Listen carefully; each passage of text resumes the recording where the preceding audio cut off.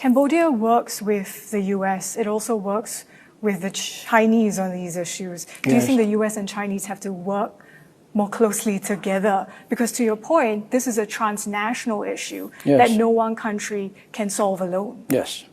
Of course, I mean, President Xi Jinping, President Trump just met.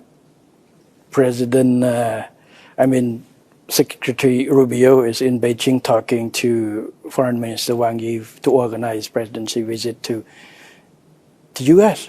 These are bilateral cooperation. Both countries already have. In international realm, yes, it's going to have to be a cooperation, multinational cooperation, including the US and China. We're going to host the international conference on online scam. There will be participation from China and, the US FBI. I invite the delegation from FBI to join, and Director Kash Patel, he said that he's going to send a senior delegation come to visit. These are the cooperation to tackle common issues, go well beyond geopolitics. This is for the interest of all countries. Criminal network can attack countries that they don't have alignment with political. Anything they can exploit, they exploit. They can attack both US and China at the same time for the benefit of money from scam operation or drug operation. So I see all this cooperation doesn't have to be confined within or be a hostage to, an area of what we call geopolitics.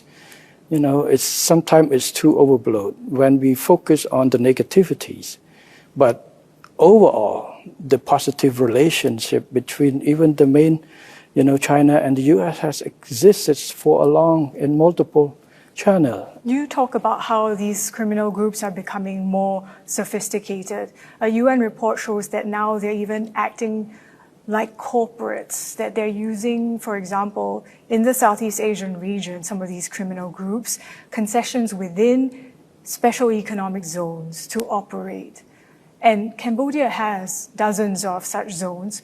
What is Cambodia doing to ensure that such zones are not being used to facilitate criminal activity? Yes, we have learned from experience from other countries. We have, I give strict instruction to our security agencies, work with local government, working with agencies in charge of the SEZ to make sure that no SEZ has been used. If any SEZ is found to be covering for criminal scam, they will be liable just to the law, just like any others. So far we don't have any evidence on those. We're very careful on this matter. So a lot of SEZ in Cambodia is a platform and the area for attract of foreign direct investment in multiple sectors.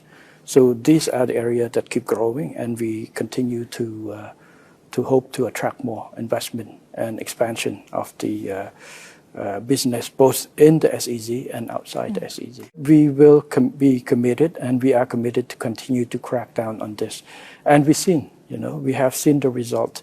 We will make Cambodia become an area that not easy or worth to stay for scam online. This is what our commitment, and we will continue to do so. Thailand has halted discussions on the border issues as Cambodia sought UN talks on the maritime dispute. What is being done? What efforts are being made to restart border talks? I heard the Thai leadership, especially foreign ministers of Thailand, has stated that because Cambodia go to UN clause that closed the door for the land boundary.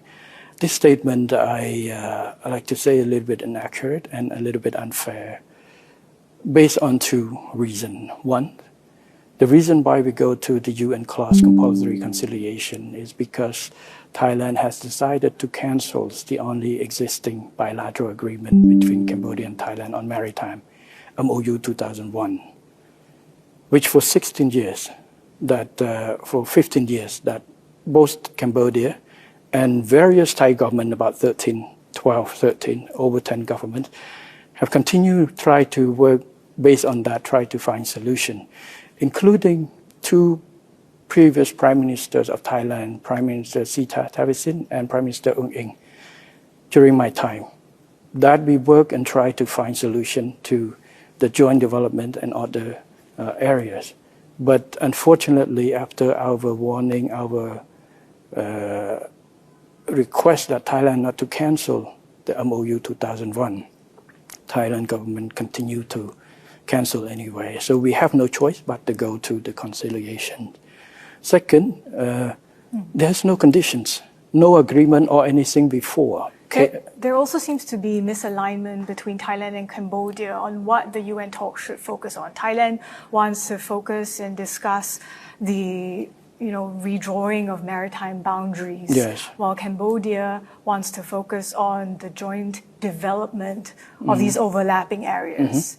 As a gesture of goodwill, might Cambodia consider confining the scope of discussions to a resolution on maritime boundaries? I think this point is too early. We need to go on, agree on the process of appointing the judge.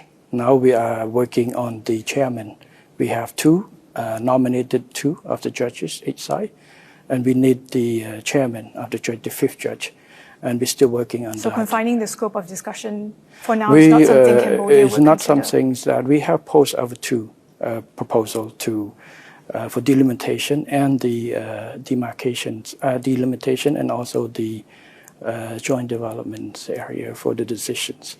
But like I say, for now at this stage, let's focus on getting the process moving. And Senator Lee Yong-pat has been sanctioned by the U.S. for forced criminality. Senator Kok An has been sanctioned by the U.S. for hosting human trafficking. How fair do you think these U.S. actions were? I think it's a personal matter on that, and both senators have engaged legal team to fight the legal battle in order to clear their names.